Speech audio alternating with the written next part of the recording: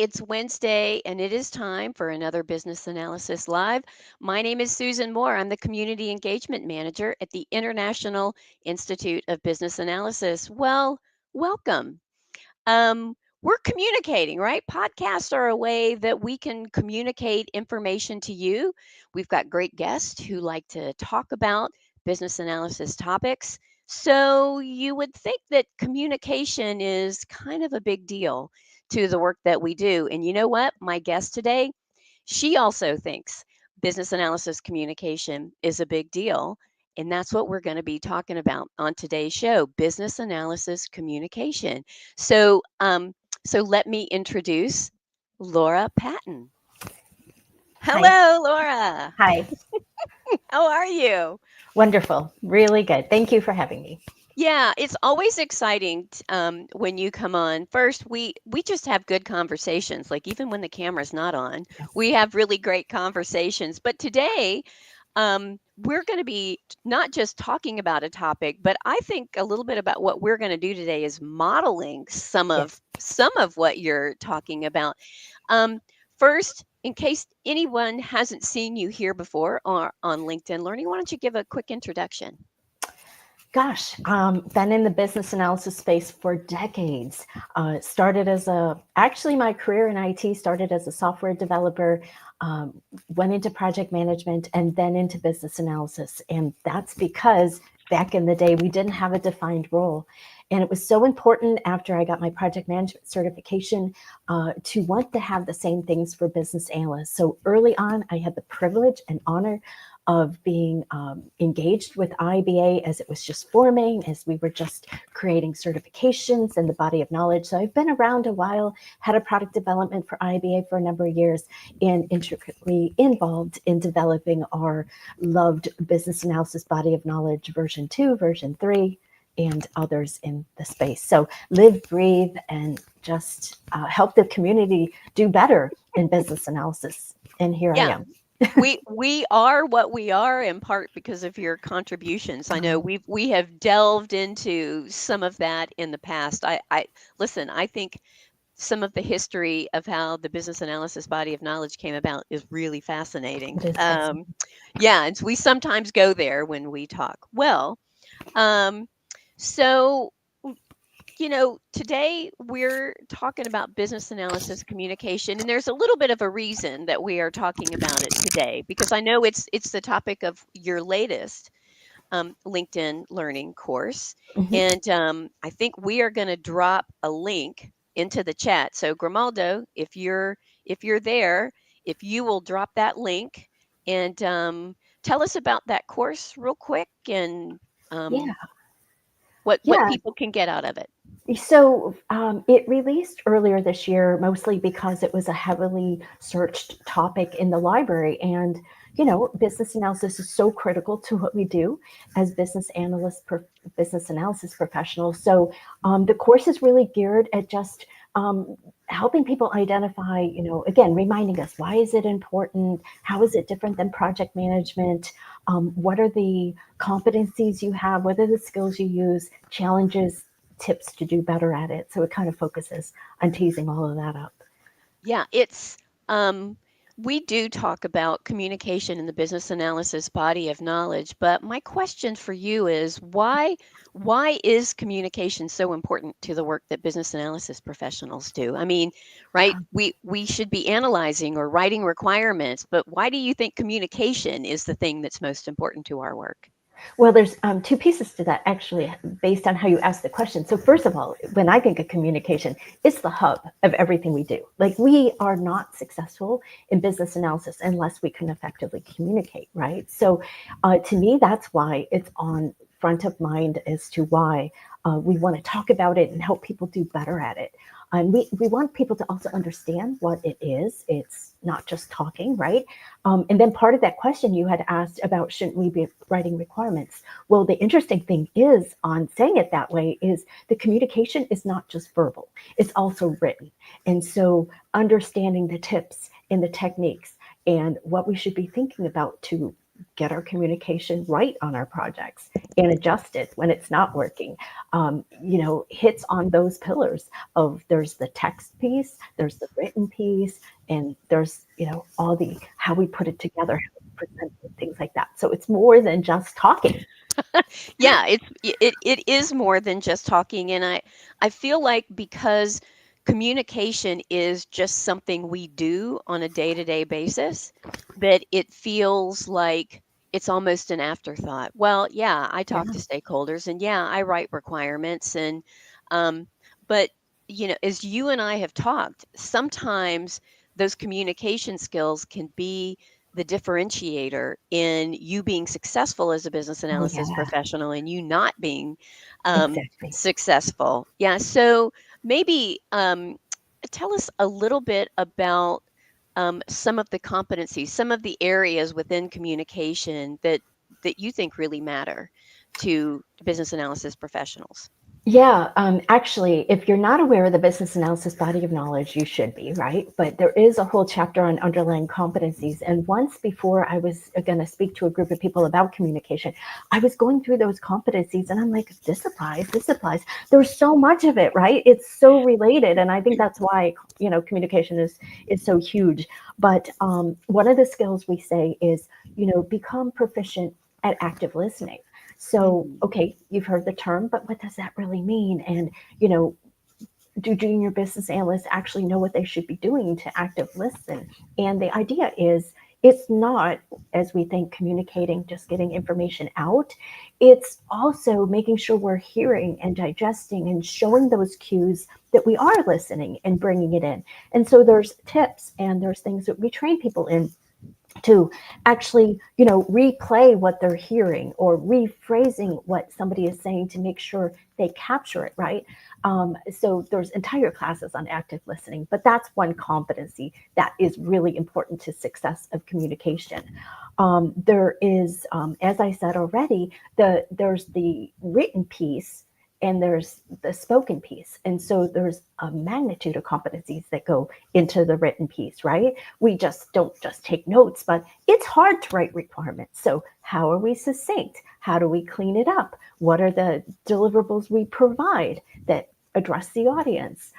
So there's competencies in just planning, in how we formulate the written, and then just a bunch of competencies in presentation skills, conflict negotiation, being able to get people through conflict, having empathy. Like, like I went through that chapter and I'm like, hits, hits, hits. All of it ties back to communication. Yeah. Yeah. I think to try to distill it down to just it's about verbal and nonverbal, it's about written, really doesn't do justice to how complex communication is, just big picture. But Mhm. really, of the work that we do, I think it is our collateral Yes, because we don't produce a lot of other things. What we are really accountable for on most projects is good, clear communication. That's what's going to get you to results. yeah, Um, and just one more point on that is you were saying like like I had answered it as the hub of what we do, mhm.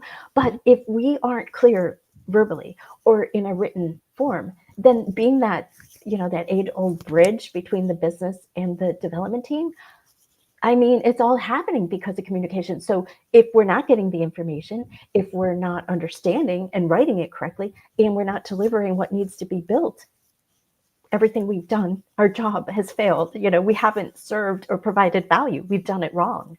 Yeah. Yeah. What value are we offering if we Yeah. are not contributing to really good, clear communication on projects? And so for me, that's why when I hear people talk about communication is a single thing and communication is a soft skill, I kind of wince because to me, soft skill means easy, optional, and it is not in the work that we do. It is very core to why we are even on projects. Exactly, exactly. And while there could be roles on a project that if you miscommunicate, it's not as important or it's not as detrimental, it's critical. Like if we miscommunicate, it is detrimental to what we're doing.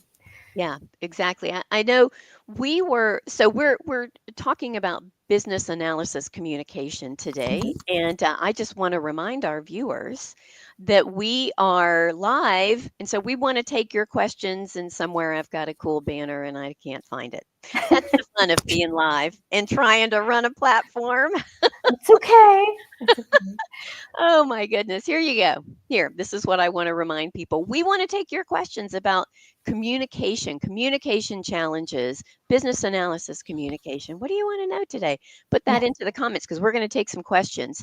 Um, you mentioned planning a moment ago when you yeah, were talking about business analysis communication. Again, I think we think, well, I'm just here to write requirements, but I think you make a good point that we should be planning and thinking about communication before yeah. we are just doing communication. Maybe expand on that a little bit.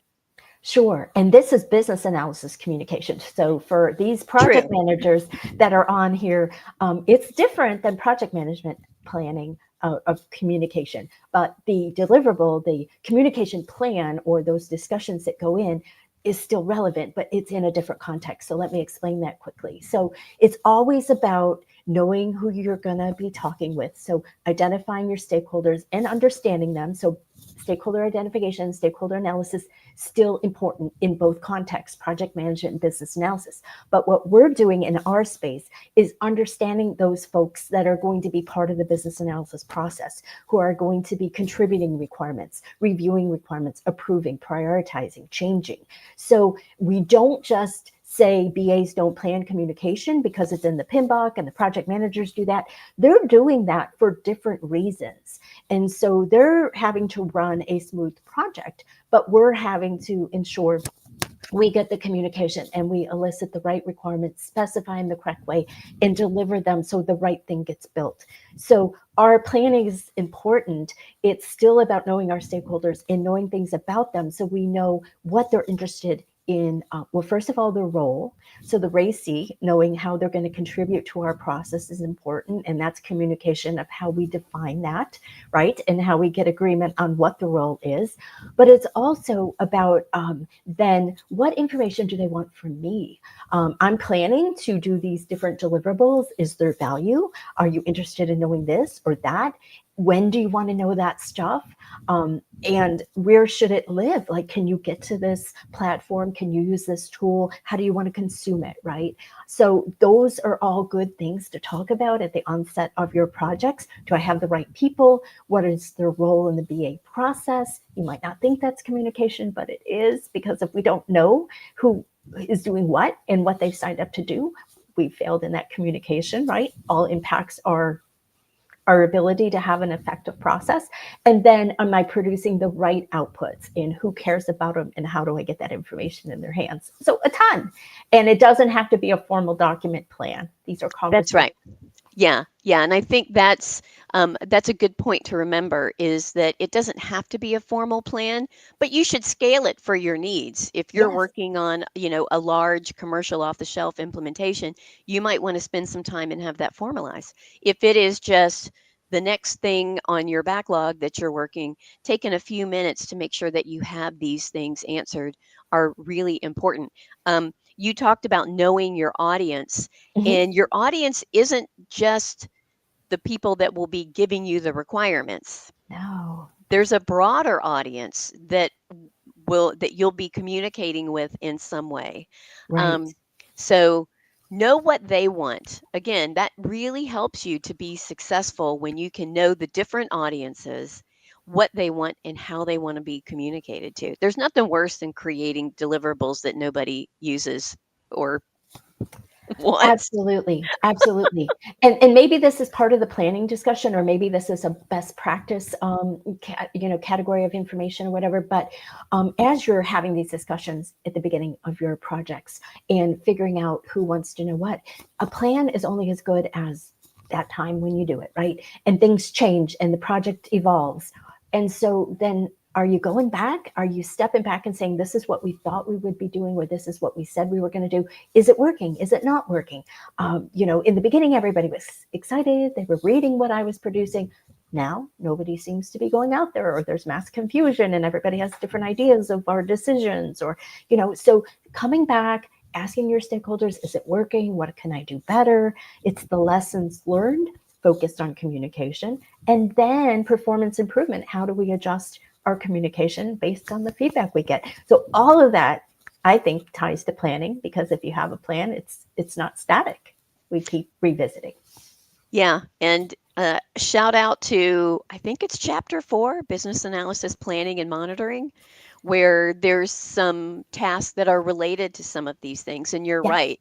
The best plans are the ones that continue to evolve over time. It's Yes. not just the do it once and forget it, because people change, context changes, situations change, and you will be considered successful on an effort when you're able to, zig when they zag, Yeah. as they say. I don't know if Yeah. Yeah. anybody says that.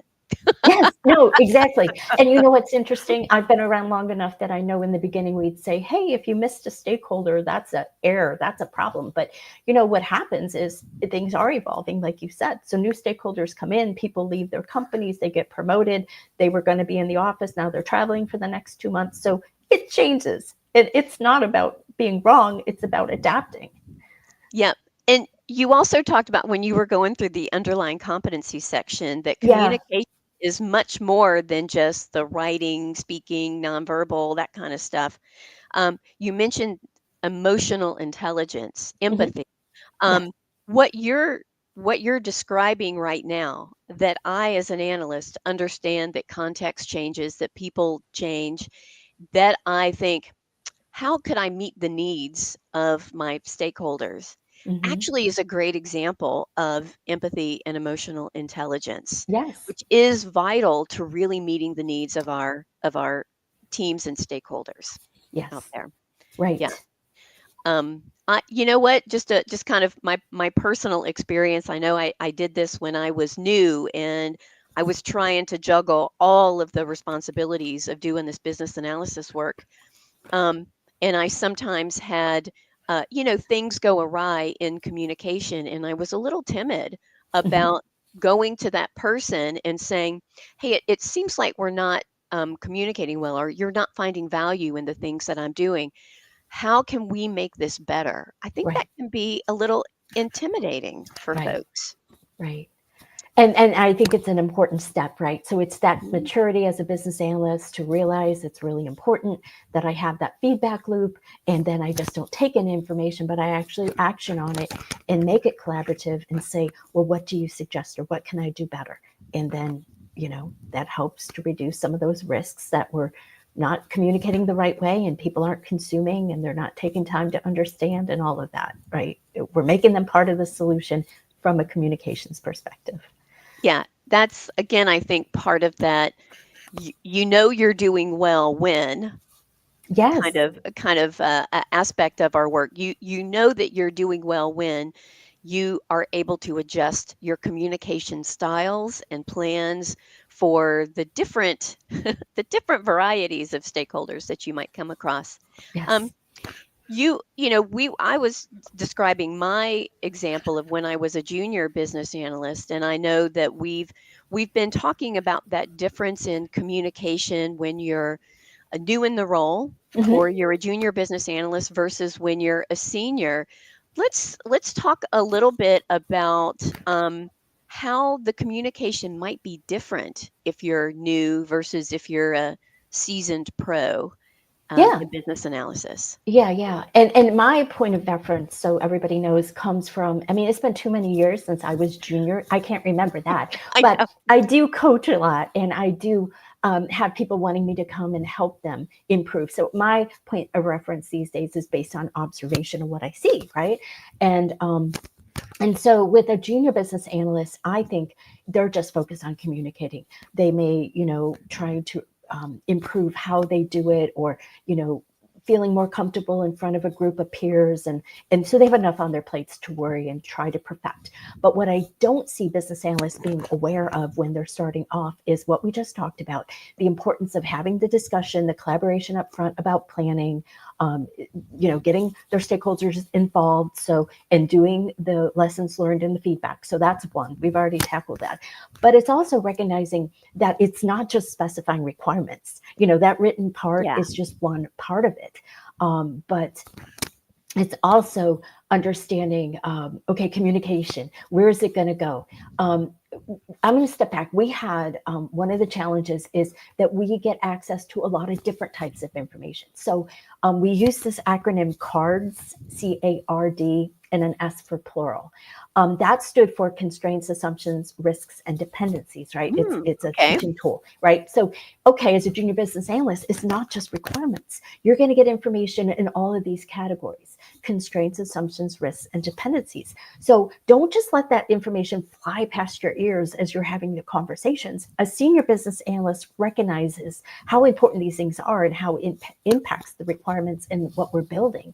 So understanding what they are, recognizing you're getting that information in the discussion. So how do I capture it? Where does it live? What do I do with it to move forward in the requirements work, right? If I overlook a constraint, obviously we will maybe not recognize that and try to build something that doesn't work in alignment. Like we have this constraint, but nobody knows about it until it's too late. As we're taking in information, we have to sometimes we get assumptions the business is giving us, right? And if we don't specify that and share that, we're not giving the right context in what we're, you know, um, specifying and what we're writing down. Risks. A lot of BAs, when they're starting off, oh, that's a PM's responsibility. But no, people are telling you things that are really important that are going to be risks to the BA process, to the thing we're building. And so we have to capture those and we have to share that information. Our PM might not be in every requirements elicitation session we're having, right? And then dependencies. As people in the business are sharing those things, we may have an order to the work we're doing, or interfaces, or resources, depending on resources or technology, whatever. So all of that impact what we're building. So it isn't just go in and think about, if I hear something that might be a requirement, I write it down, right? It's Mm-hmm. knowing the gamut of information and knowing what to do, in what templates to put it, how to share it, how to use it. That's huge.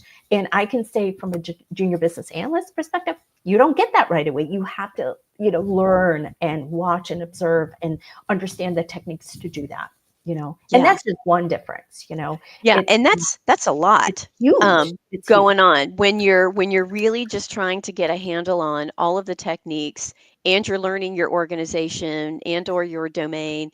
There's a lot coming at you, but um, I think to your point, I think that lessons learned and being transparent about communication expectations offers a lot of opportunities for you to learn, even if it's learning because you didn't do it right the first time. Yeah. Yeah. And the one last other thing, because I think knowing that you don't let all this information go by, it's all important. You have to figure out how to siphon through it and where it goes, what templates and what its purpose is into your work. But it's also, figuring out that you have to adjust that communication. I think you hit on it. How you communicate to upper level managers, middle level managers, process workers is completely different. Yeah. Yep. And junior business analysts tend to just send the real lengthy emails, give a lot of details, not understanding the audience. And so learning how to break that apart, what people are interested in different parts of your organization, and giving them the information that's helpful for them. And I've seen that mistake, and it really hurts our credibility. A It, 2-page email to an upper level manager, or talking strategy to a process worker that just wants help because they feel too overwhelmed on the day-to-day job. Like, they don't, who cares? I want this. So adjusting, and the empathy falls in there, right? Because you're being empathetic to their needs, what worries them, and you're tackling it at their level. yeah. So that being aware of others' needs, and also just being aware of yourself. There's all of these other complementary kinds of skills, maybe they're traits, I don't know, that go along with communication. So I'm thinking of, if we've got leaders out there who Mhm. are, or coaches or mentors who are working with junior BAs, you've just given them, I think, some great a great checklist of things that they could bring to those conversations to help those Yes. new professionals. Now let's focus now on senior professionals, and I'll Mhm, use myself as an example again. So what I've discovered after 20 plus years of doing business analysis is that one of my skill sets, I'm a talker, Laura. If you haven't noticed, I'm a talker. I like to not just talk, but I think I'm a good listener, and so I ask a lot of questions. mhm, And I don't think I realized until probably the last 5 or 10 years of my career that that was a differentiator for me. mhm, Um, and in some ways got me in front of audiences because I was able to talk to people and get information in ways that maybe some of my other colleagues weren't. mhm. So my going in theory is that for folks that are at a senior level or want to be at a senior level, I think you've got to lean into those communication skills because that's really the skill set that's needed at those top levels. What do you think? Oh, I think that's spot on. Again, that's why I love talking about communication. Again, being the hub and making us successful on many, many fronts. But one of the things that you are emphasizing is adjusting how you're going after to have that communication. So I'm going to go back to that junior BA, senior BA differentiator. A junior business analyst is going to just learn one technique and have those conversations one way. Those senior business analysts is going to say, meetings, because I don't even think junior business analysts understand the magnitude of workshops and how they're different than just meetings, right? So Hmm. more using more than one technique to elicit your information, have the conversation. So the senior BA is going to tap into all sorts of things: observation, prototyping, interviews, meetings, workshops. And so your list of techniques, you develop those, and all of that helps you be a better communicator. And when you notice that something isn't working, adjusting and trying different techniques. And that's what you were saying you were doing. You were learning, like, something didn't work, I had to change up my game to get to the information, right? Yeah, that's And right. yep. So doing that, um, I think is really important. And the Baybock again has a ton of good elicitation techniques. And I think you start off by saying, how do I use them all? Or, for this project, which ones would make most sense? Yeah. Sometimes I have gone back to the Babok guide when I've needed inspiration because let's face it, if there's a couple of your go-to techniques and we all have them, Yes. sometimes you find, "Ooh, I'm not really getting traction or I'm not really getting the Yes. results that I'm wanting. Let me just open up the Babok guide and see if there's maybe something else there that I could try or I could be thinking about." Yes. Because there's a lot of content in there. Oh, a ton. And let's just use really two really, really quick examples. So if we're communicating who are my stakeholders at the beginning, right? Well, throw up that RACI, help them understand what your deliverables are and who needs to be doing what. Or you want to make sure you have all your stakeholders. Well, my go-to is just brainstorm. Let's just call it out. Well, hey, why don't we pull up a visual, an org chart? Let's talk about relationships and who I might. Or let's use a process flow and start looking at how work gets done. And oh my gosh, I forgot about this group, or this is a good thing that's influencing where we're going with the solution. And now, oh my gosh, just help me identify some stakeholders, right? And that's what we're talking about, is using this combination of techniques to get the communication more rich, I guess. Yeah, and so that you call that visual communication in your course. And you know what? What a great combination when you might be talking about something that is complicated or complex, Mm-hmm. and just talking about it and text ways of communicating it can not do the job.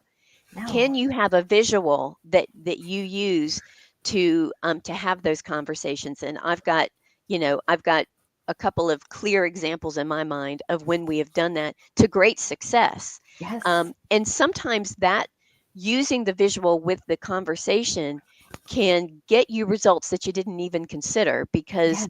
when people start to see things, then their imaginations and their brains start thinking differently about it. So that's also another form of communication. Visual communication is huge, Hmm. and it's important for drawing out the information as much as it is in conveying the information to those that build the solutions. So on both halves, you start taking in stuff that's rich in business rules or decision points, in a workflow or whatever. And if I just wrote those out in text, oh my gosh, I've lost my place so easily. But I do it Right. pictorially, and all of a sudden I'm relaying that information in a clear way that's reusable, right? Because then, if it's in text, it's going to be very hard to pull out. But if it's this great visual that other teams can use, then we can understand that process the business is doing.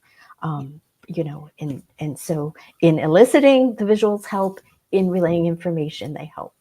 And you never know when that visual that you've created in order to have the conversation can then become your requirements, where you Yeah. don't even need a secondary thing. That thing is so good and so clear that Yes. it become the way that you communicate the requirements to the teams that need them. So, Yes. Yes. A combination of text and visual.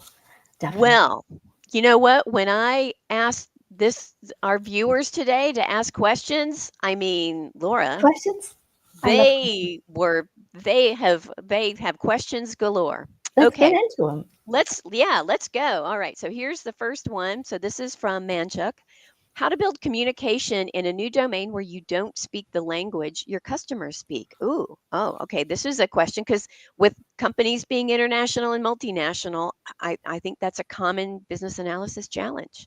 Okay, so let me make sure that I understand that this is business language, not a I speak English, they speak Spanish. Is that what we're talking about? Business language, right? That we're talking about. I don't speak that language of the business. I'm going to go with that, but Okay.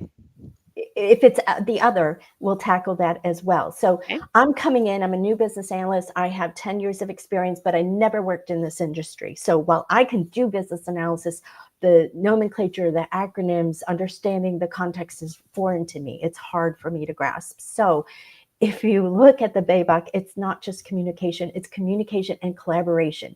So we do not have to be the only one that has to be part of, we shouldn't be the only part of the conversation or the only communicator. So one of the things I tell students is it's not just getting, us communicating, but another part of the communication job that we have as business analysts is getting the team to talk amongst themselves. So if you're coming in and you don't have that business acumen, and you don't understand all that context, you're going to learn it over time through different projects, but you're going to bring in your sponsors, your key subject matter experts, and it's going to be that team effort. So you're facilitating, but you may not be able to speak to something that is, in the details of that industry. So you're just bringing the folks together that need to have that. You're facilitating the conversation and you're leveraging their deep business skills to be able to extract that information and relay it. Is that it? Now, did you get clarity on the question, or is this I, multicultural, multi-language? I have not gotten clarity Okay, from Manchuk, so we'll go I with hope that. that helps. Yeah. Yeah, and I'll add to that because this has happened to me when I went into a different domain that was Hmm. highly technical. I mean, Yeah. it was a energy, and I don't know a lot of the language of that. So what I would do is focus on helping to bring people together to collaborate, but I would often identify a colleague who could come in and when there would be questions or we needed to go into more detail that I didn't exactly know how to ask those questions, then that colleague would help me. So finding your allies, because Yes. if you get hired into a new domain and they know that you don't have that experience, right? That manager is not hiring you to just and thinking that you're going to know the language on day one. They want you to succeed. So they will understand that you might want to look for somebody that you can bring along. So, Absolutely. yeah. Absolutely. All righty. So let's see. Oh, and actually, we've got a follow-up question. This is from my friend Bumik. How can business analysts tailor their communication styles to bridge gaps between technical teams and business stakeholders? Okay, so I guess we have to think about where we start, right? The solution is for the business, is for our customers. So everything should be in business language. It should be speaking in the terms of the space. Obviously, we hear those statements about, get rid of the technical jargon, right? We're not expecting everybody to master the IT lingo and be IT focused or even care about that, right? I mean, I have an IT background, but I have to keep, in my career, I had to keep reminding myself that we're representing the business, right? So everything should be in that business language. We have techniques we talk about in the BABOK, whether it be defining a glossary to define common terms, using an Right. acronym list, or just learning, like we have data models that help us talk about business entities, the entity relationship diagram, and teasing out the elements of business data that are important. So those are the things we can build models about business data. We can create outputs that help us. And then we go in and we learn the problem space or the opportunity space. And we're able to build up our business knowledge. So then when we talk to the solution team, we're bringing those real problems with the business, language to it. Now, taking it back, we're not taking the technical jargon and giving that back to the business. We're talking the technical solution and breaking it down into an more easily digestible way to understand it. So I'm doing some work now in business analysis / data analysis, right? So it's not taking those results and talking about how we crunched the data, how we cleansed it, our technical processes. It's coming back, looking at the results and talking it from business insights, things that make sense for the stakeholders. So it's that's what makes it challenging in business analysis to communicate, because you are in the middle, but everything is the solutions for the customer, for the business, even our user stories, right? We don't want a bunch of technical stories. It's the business needs. So just keep remembering at what level. Of course, your technical folks aren't expected to know the business any more than, the business folks are supposed to know IT. But it's a lot more digestible to be talking common language than technical solutions. So I hope that helps. But keep in mind everything at the business level. Yeah, and I think as that bridge between those two different kinds of um, stakeholders, I think each one is looking for you to tailor that message to their needs. So Yes. if you are finding that you are wanting to describe the details of the technical solution to a business team, you might be going too far. You may definitely have people on the business side who just love that kind of detail, but I think overall, each audience wants you to tailor it for just what they need. You got to ask, what is Yeah. it that you want to know about, whatever problem we're solving? So, all right, let's go to our next question here. What are the most upstream communication points and downstream communication points? I don't know that I understand that question.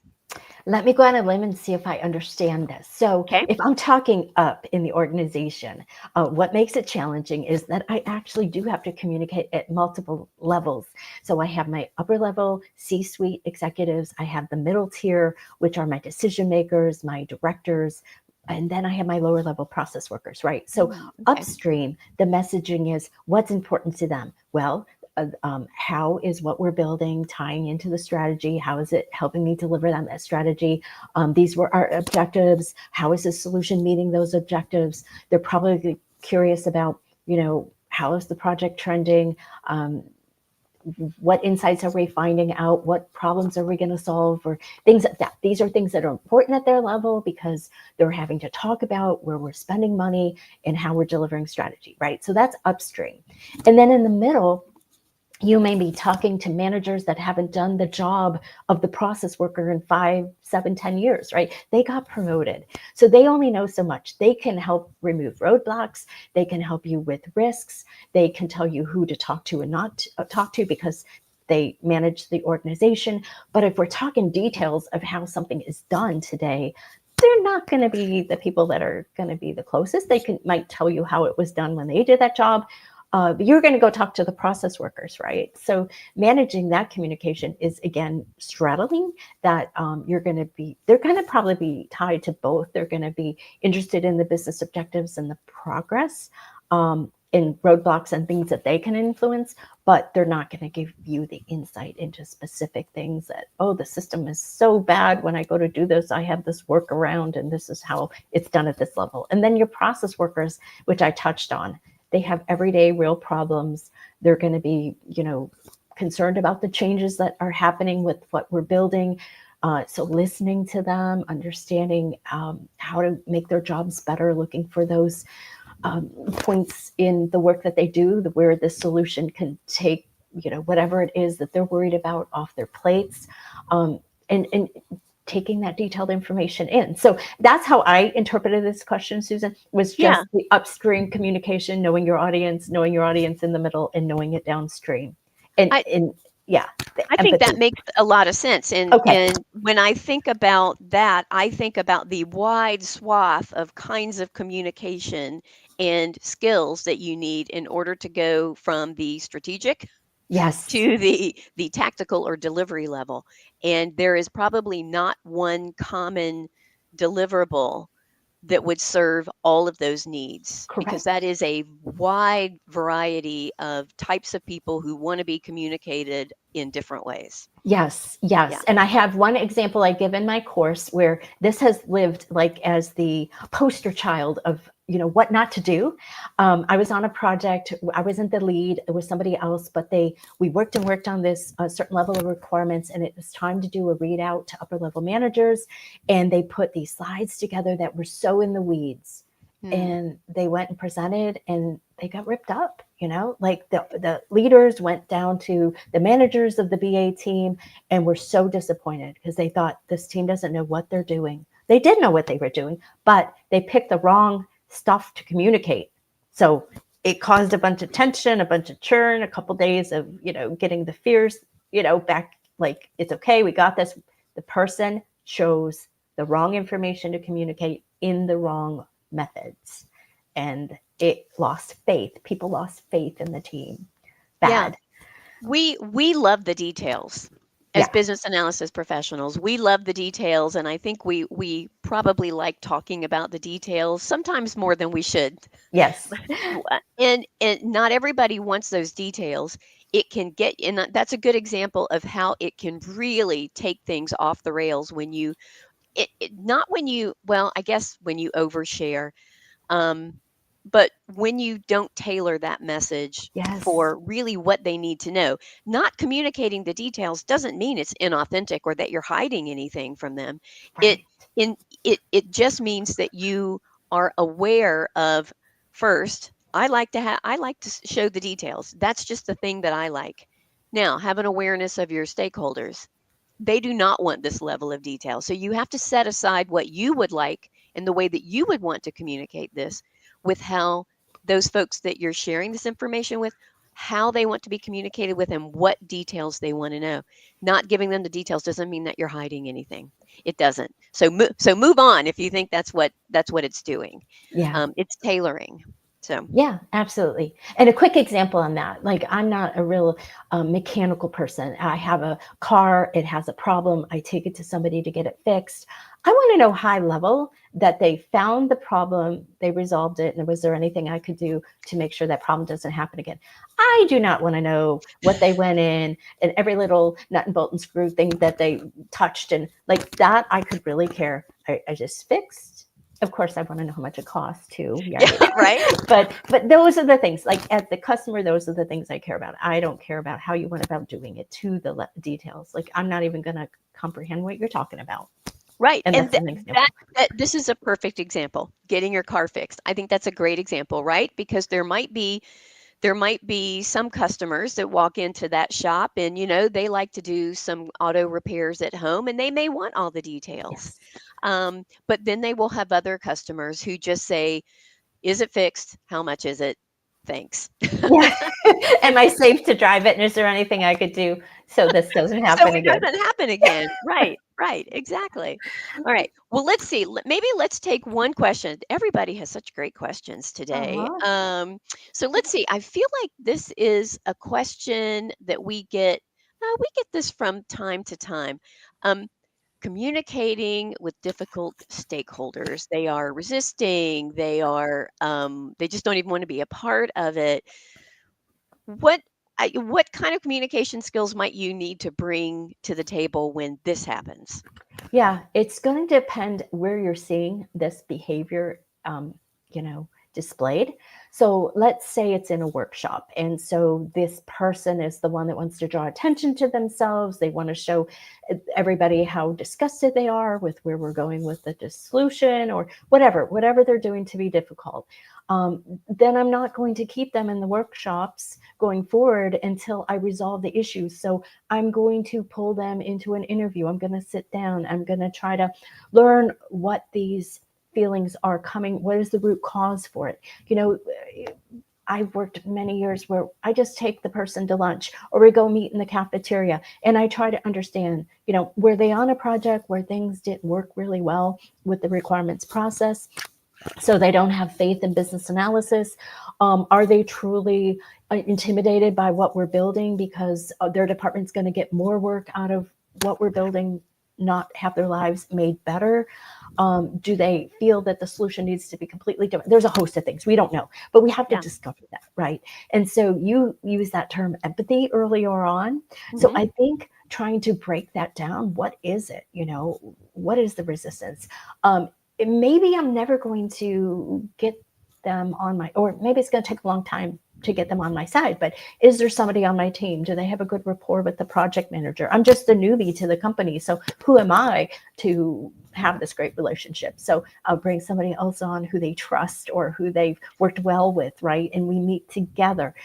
So I think you just have to break it down like you would any problem space. I mean, the problem space for a solution, we learn those skills of, let's not start here, but let's find root cause. So it's the same thing. Stepping back. At the end of the day, we can't, like, there will be people that are just difficult, right? So we just have to manage that in ways. But I really feel like 9 out of the 10 times, it's just getting information to find out what's really bothering them Yeah. and then addressing that, and maybe just the fact that you took the time, collaborated with them in the break room, had lunch with them, you're just giving them more time. Maybe that's all it's going to take. I, as change agents, I think we sometimes trigger resistance because Yes. of a variety of things that have absolutely nothing to do with us, with the work situation. It just triggers things. Yes. And the only way that you can get good at helping to deal with resistance is you have to do it. You have to lean into it. And actually, at a certain point in my career, I decided this is this is I want to spend more time working with difficult people. That's I mean funny. that with a laugh, but I mean that seriously because sometimes we get so intimidated by people that are difficult to work with, we don't realize that we have the tools to go in and help address it. And part of that is we have to talk to them. We have Yes. to talk to them. Yes. And that takes practice. Yes. And, going back to the junior senior business analyst divide, the junior analysts, they'll be intimidated and they'll be like, I do not want to go there, right? The business analyst, like, this is a challenge. I'm going to make this happen. I'm going to, turn this person around. Like, that's a part of, our personality styles, I guess. And what we love about the work is everybody was a glowing reviewer and giving us 5-star reviews. It wouldn't be so challenging, right? But we like the challenge, right? We want Yeah. to bridge these differences. And, I'm going to go back to one more thing too, is the junior person, maybe they're doing something, or I mean, the senior people can do this too if they're just not aware, but maybe they're going into these workshops or interviews and, your audience is seeing that you're cutting them off or being judgmental or critical, and you're forgetting that you're the facilitator. Your objective is to bring people together to talk, and you're not making the decisions about the priorities. You're not making the decisions about what goes in or out of scope. That belongs to other people. You're just having the conversation. So maybe some of the animosity is that you're not, like, recognizing, like, you're moved over the bar and Yeah. you're not being objective. And so maybe you can learn something actually, how you're working to diminish whatever that animosity is. Yeah, that's where I think that self-awareness is a Yeah. critical skill that we've got to bring. Well, my goodness. We have had a fantastic conversation. I know, and it looks like there's also conversation going on in the comments, which I Oh, love. I It's love it. business analysts helping business analysts out there. So, Yeah. um, well, Laura, I want to thank you for joining me again. Yes. And Thanks you're for always having me. welcome back. I wrote down like 3 things we should talking about in the future. I think that's how we got to today because this I came know. up on what our last conversation was. So Well, that's great, right? When you're having conversations and you're like, "Oh, that would be a good topic." Yeah, exactly. So, fun. always happy to have you come back, and it's always good to see you. And yeah, and I guess I should wish you a happy holidays because this will be our last podcast for Yes, 2024. It's yes, unbelievable that it has flown by this year. yes. But I just want to wrap up, say communication is a lot of fun. So, you could check out the course and, reach out and ask me any questions you have, like connect with me. And I'm You're always awesome at happy. that, by the way. Yeah, I see people letting you know that they finished one of your courses or they have a question, and you are like awesome on LinkedIn answering them. So, yeah, do reach out to Laura if you haven't connected with her on LinkedIn. Yeah, I enjoy that. So thank you so much for having me. Happy holidays to you and to everybody else. Whatever your time is, even if you're not celebrating, the end of the year is so magical because we're BAs, we plan, we think about what that quarter one is bringing us. So it's a quiet time. It's a time to re-energize and get ready for the next year ahead. Gosh, yeah, thank you. All right. Well, thank you, Laura. We will see you soon. And we're going to see you guys soon. Now, I said today is the last podcast broadcast of 2024, but you know what? Our calendar says I'm going to be back on January 1st. I hope you'll be here too. We're going to be talking about Best of Business Analysis Live 2024. What were the high spots? What were the top 5 broadcasts? You're going to find out if you tune in on January 1st, 10:30 a.m. Eastern, right here on LinkedIn. I hope that you'll join us, and I hope all of you have happy holidays as well. Thanks. Bye bye.